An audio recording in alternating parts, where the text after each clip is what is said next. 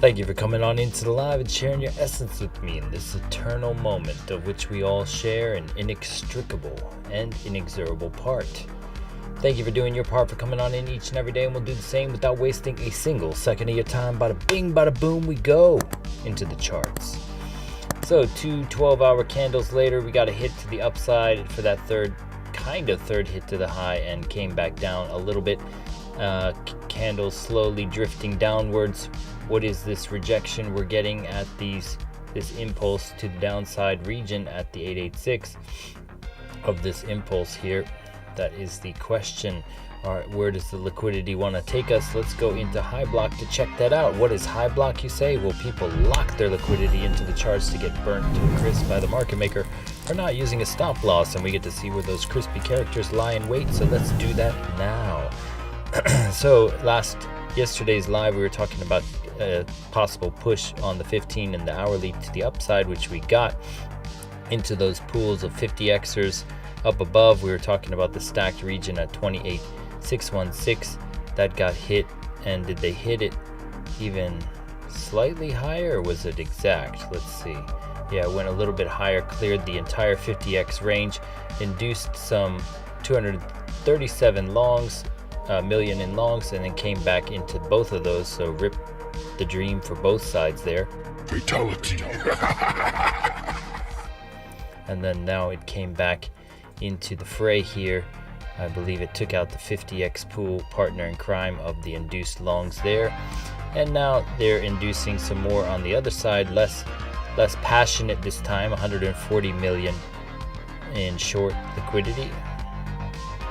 Thicker to the downside to the tune of 7.52 billion on this 7 days of 1 minute data, coming down into this 2778 region and taking out these pools down below. Let's zoom in to see what that thick band amount is like. So we have I think that wicked out a lot of the stuff in here. Basically this 237 million down at 27,764, clearing this band and even maybe coming down all the way to the $474 million pool of 50 extras down at 27,349. Do I have 27,349 marked in my charts? I should. 27,349, 27,349. Yes, I do, right there. So this is where we were possibly seeing it go. That's where we're pointing the arrow to, that 50x pool down below. So we're counting on this getting cleared next. So let's see if Thursday, October 19th, midweek reversal lives true to its name. We have 1, 2, 3. Technically, this was not a second hit to the high, but it was in this high range. So if you're looking at it in this kind of terminology, but if you're being more specific with it, we did technically only come above that daily resistance level twice. So we could get one last attempt here.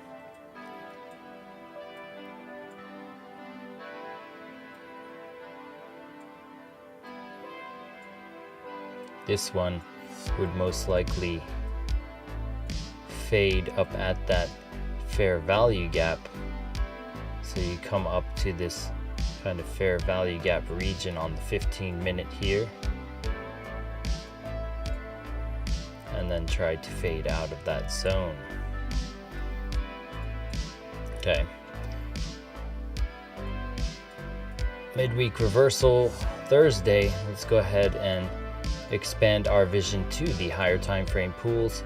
Let's go say what's up to the chat if anyone is in there while that loads.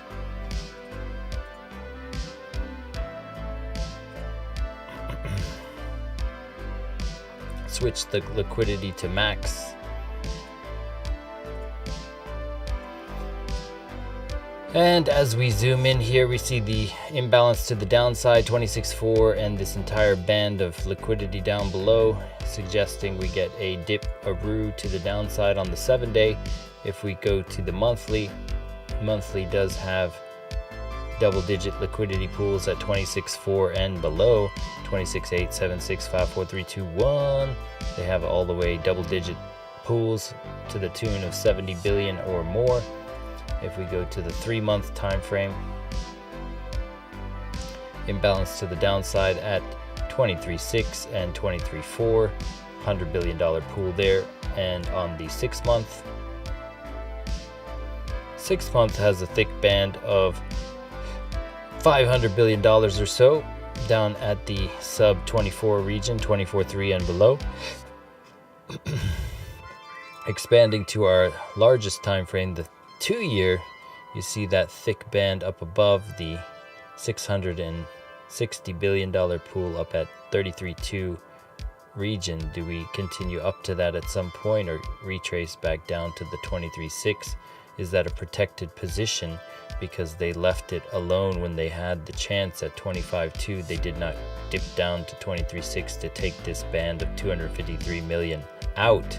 Now it's the 253 has become 261 billion dollars. Do they come back to this at some point? That is the question.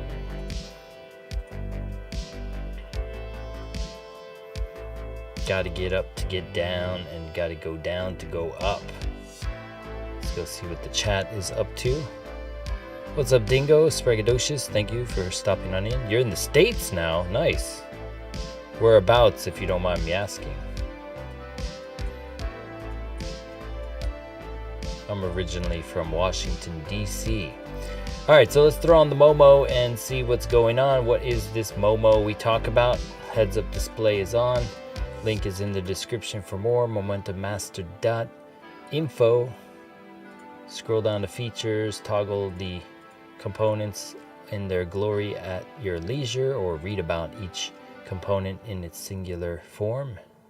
by hitting the tabs, and trend cloud, baselines, stochastic array, these type of things we will go over. And right now you're getting 5 time frames, 4 time frames overbought. The fatigue and the retrace of certain higher time frames is in order. The daily time frame with a thumbs down here showing that you're potentially retracing on the daily now, getting some fatigue on the daily. So let's start our daily descent. Let's descend through the time frames, starting with the 3-day. So the 3-day closes in 37 minutes. We talked about it needing to reclaim this cloud to be creating that bullish narrative. We saw 3, 6, 9 days of rejection of this cloud, and we were talking about that insinuation of downside at the cloud back here on October 1st. So we had you at hello for that 236 smooth butter entry down to the region where the rocket appeared, and then we started to shift long on the rocket ship to this upside path. So do we continue here? This is kind of an ambiguous point. It could go either way here, but if we reject down beneath the cloud, as of this moment in time, you're getting a huge volume candle here, vector candle, which is 200% of the last 10 days of 10 candles here, which is 30 days because it's 3 times 10. So you have 30 days of data, 200% of that in this one candle here to the upside. What does that mean? Is there some sort of interest, some narrative shift that's happening? What is going on in the charts? If we go to the daily time frame, we talked about that daily time frame cloud kiss zone. We hung out here for 3 days over the weekend, and then on Sunday shot it up above the cloud off the 786 bounce from this impulse to the upside.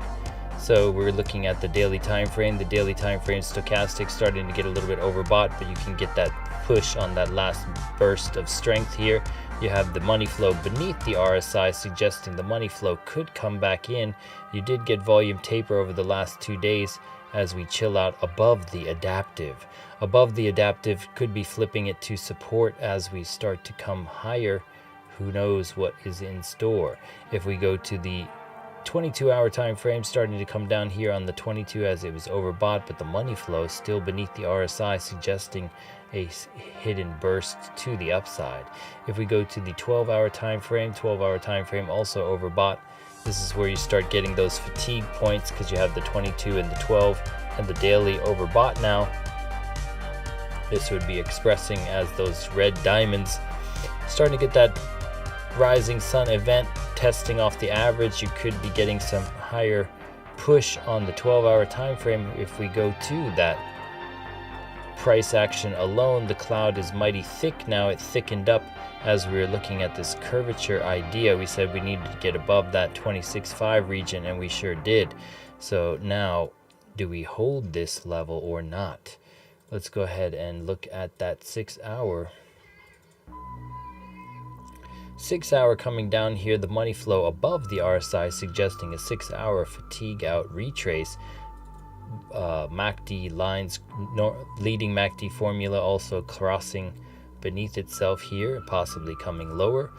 So we could be coming to kiss that cloud on the 6 hour time frame. Here's where the narrative structures intertwine, where you have that 3-day with the daily and the 22 and the 12 and now the 6 starting to make a interaction here where they start to tell you a story. And the 6 hour wants to come lower. The 4 hour does too, but the 4 hour has completely reset. The money flow came beneath the RSI here. Cloud still mighty thick on the 4 hour here. Coming back beneath it, you'd have to come all the way to that 27.5 region to break this super trend on the 4 hour, which has been holding since the shift out here on Sunday. Cross down of the baseline here is something to look at. When you have these cross down events, they do tend to suppress price for whatever they're worth. Same in this case, started to push it to the upside. We were talking about this at the 786 as well. So something to watch out for. If we look at the 6 hour, are we getting that cross down event? We're at that flash point now where it could be starting to cross. Indecision doji on the 6. 33 minutes to reset some of the stochastic data. Going to the hourly. Hourly time frame starting to play out here. Getting a cross-up event above the super trend on the hourly time frame. This super trend has been holding since way back here on Saturday. So this super trend level held even when the cloud started to fatigue a little bit and then you were gone off the super trend. This is the trinity of momentum master. Are the baselines in your favor? Check. Are you above the trend cloud? Check. Are you above the super trend on that time frame? Check. Triple check the momentum master trinity, take it to the upside.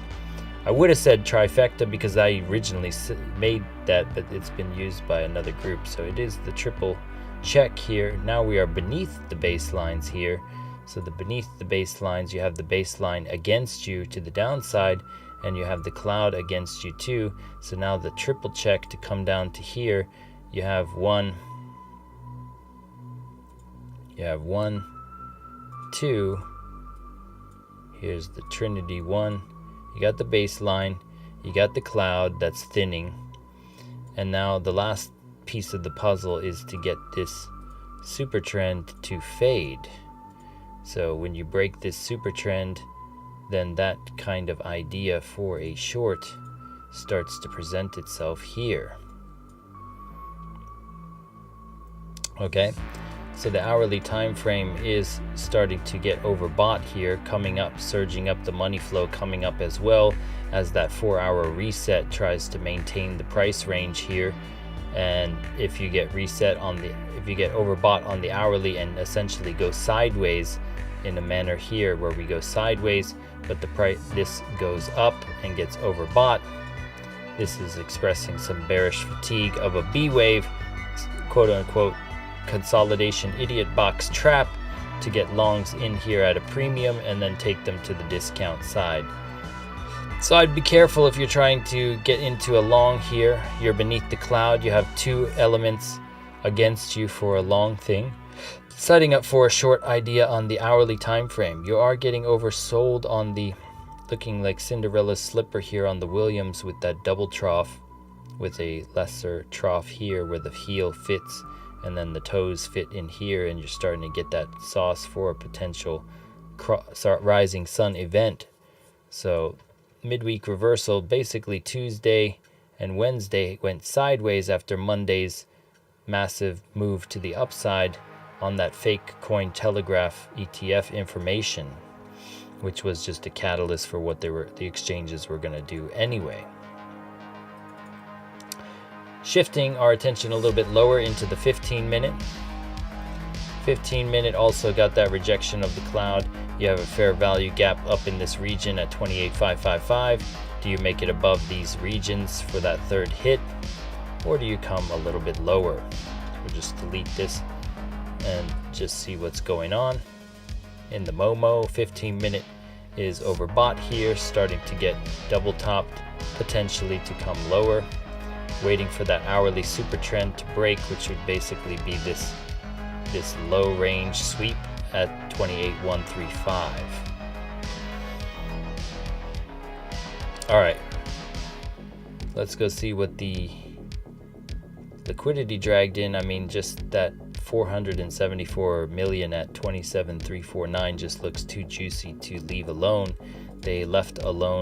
They didn't leave alone the 50x and 25x shorts in preparation for that. They basically cleared that 50x range to come down to this region. So it only makes sense to me that they come down into this region for a little bit of retrace into that liquidity on Thursday here.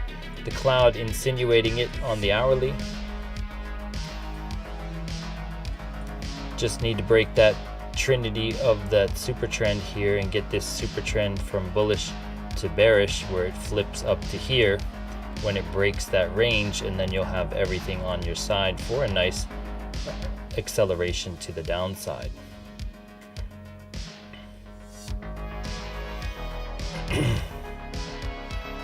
And that's my story, and I'm sticking to it, folks. I think that's about it for me. Let's go into the USDT dominance. We are seeing that This angle could kick people out into USDT, and sure enough, it is seeing that angle of the cloud start to get that response as it goes up here. Coming back to this fair value gap and rejecting perhaps.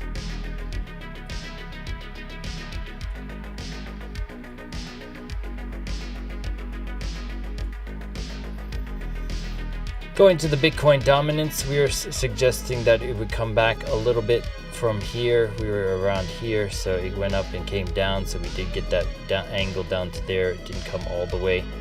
Could be doing the same thing as Bitcoin here, where you have this retrace off the cloud and continuation down to here. This is the point to look at. You have two of the three factors in your favor here. You have the super trend on your side, you have the cloud thinning, and the third function you need to flip is the baseline. So the baseline could be pushing you up higher, so this is the thing, not incongruence. We'd like to see this cross down still, so this is 2 out of 3. Can this aggressive acceleration cause this cross down to event to bring that C acceleration to its knees, where the Bitcoin dominance would drop? Looking at total 3 been seeing a retrace as the altcoins and all crypto projects lose credibility time and time again, as all these influencers shill their own name token and whatnot, and go to their private Telegram groups and orchestrate some plans to trap their audience into giving them more money. So now going to the total 1, getting the second hit here on total.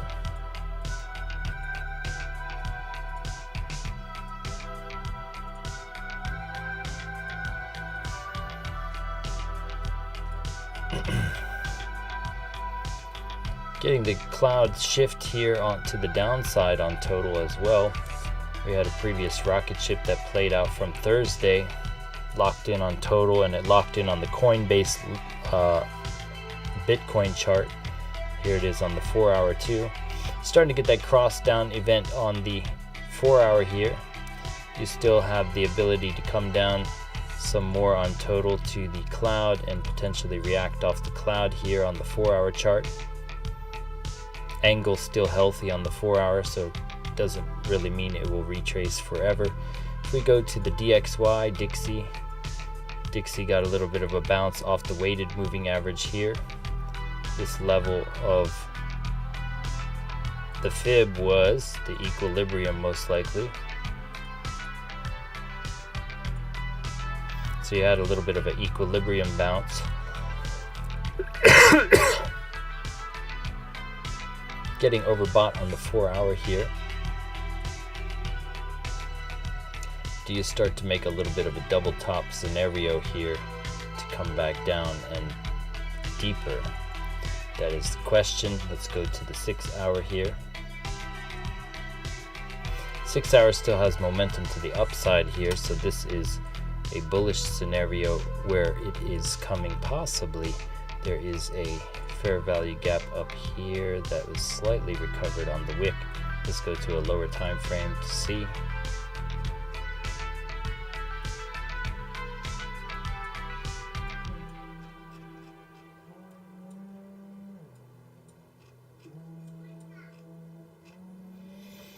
Okay, so you have a gap up in this region here, so we could come back to that, which would bring Bitcoin and other risk on assets, the indices, NASDAQ, to a little bit of a downside play. I don't know what the Tesla earnings report was, but it looks like minus 4% for Tesla and Netflix minus 2%, so it looks like the NASDAQ took a little bit of a hit on that earnings call. I was asleep because I'm in Japan here, so having that dip brings the dollar a little bit more strength. You had some bond auction as well, so this could bring you a little bit higher off that equilibrium bounce of the impulse. We did technically go a little bit deeper than that, so if we go to the pocket here, it did have a 618 reaction. So this 618 reaction was where we're starting to come up here.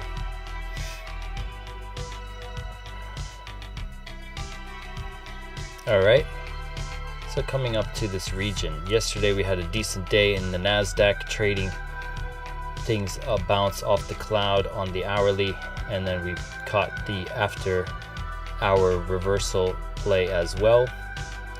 Did not catch any of the shorts, but we were positive on the day. Looks like we came back and we are sweeping these. We came back to this equilibrium zone and below. So did we get that? Let's see, pocket.